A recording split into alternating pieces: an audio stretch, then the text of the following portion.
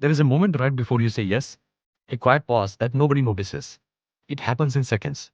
A request is made, a favor is asked, a boundary is crossed, and inside you something tightens. Not loudly, not dramatically, just enough for you to feel it. A whisper. I don't want to do this. But before that whisper can fully form into a sentence, you override it. You smile. You nod. You say, it's okay. You say, sure.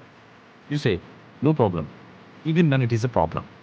And the strange thing is, people around you might call you kind, reliable, selfless, easy to be around.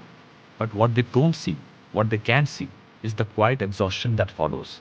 The resentment you swallow, the identity you slowly abandon. Because saying yes never feels like a choice. It feels like survival. This is the paradox.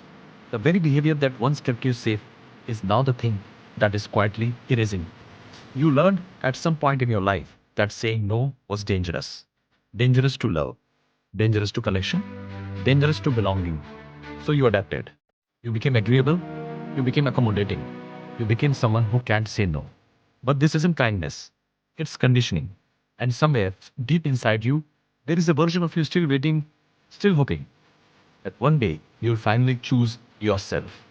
Definition and psychological authority. To understand this pattern, you have to understand something uncomfortable. This isn't just a personality trait.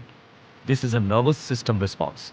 At its core, the inability to say no is rooted in what psychology calls fawn response, a term introduced in trauma theory alongside fight, flight, and freeze. While others learn to fight or escape, you learn to please, to adapt, to soften, to comply. Because somewhere in your early environment, you discovered a painful truth. Conflict leads to disconnection, and disconnection felt like danger. 3. The emotional cost and philosophical weight, but adult manifestation, and the unlearning. This pattern doesn't stay in childhood. It evolves. It becomes your personality, or at least what looks like your personality. But these are not traits. They are coping strategies. You might say yes to plans you don't want to attend, then feel drained and resentful afterward. Overcommit in your career, taking on more work than you can handle, because saying no feels like failure. Struggle in relationships where you give more than you receive, but feel guilty asking for balance. Apologize excessively even when you've done nothing wrong. Feel intense anxiety when someone is upset with you, even if it has nothing to do with you. Avoid conflict at all costs, even when it means suppressing your truth. You become someone who is always available but rarely fulfilled. And here's the hardest part. You may not even recognize this as a problem, because society rewards this behavior. It calls you kind. It calls you dependable. But internally you feel something different. You feel unseen, unprioritized, disconnected from yourself. The first step of unlearning is not changing the behavior. It's witnessing it without judgment, without shame. Just noticing, I said yes again when I meant no.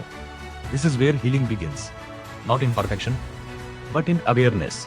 Because once you can see the pattern, you can begin to question it.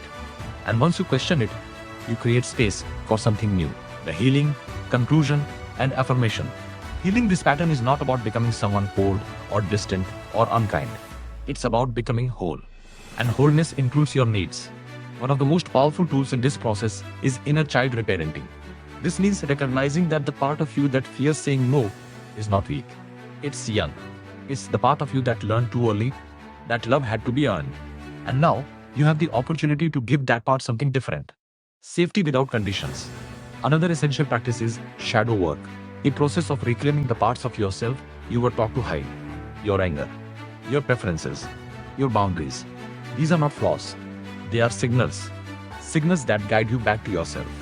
Start small. Say no in low-risk situations. Delay your responses. Give yourself permission to feel uncomfortable, because it will feel uncomfortable. Not because it's wrong, but because it's new. And healing often feels unfamiliar before it feels right. There is a powerful idea in psychology. You are not responsible for what happened to you, but you are responsible for your healing. Kimi. And that responsibility is not a burden. It's freedom. Because it means your story is not fixed. You can rewrite it. You can learn that saying no does not lead to abandonment. It leads to alignment. You can learn that your needs are not excessive. They are essential. And most importantly, you can learn that love, real love, does not require you to disappear. So the next time that pause comes, That quiet moment before you say yes, listen a little longer. There is a voice there, a real one, and it deserves to be heard. Because the goal is not to become someone who says no to everything. The goal is to become someone who can finally say yes to themselves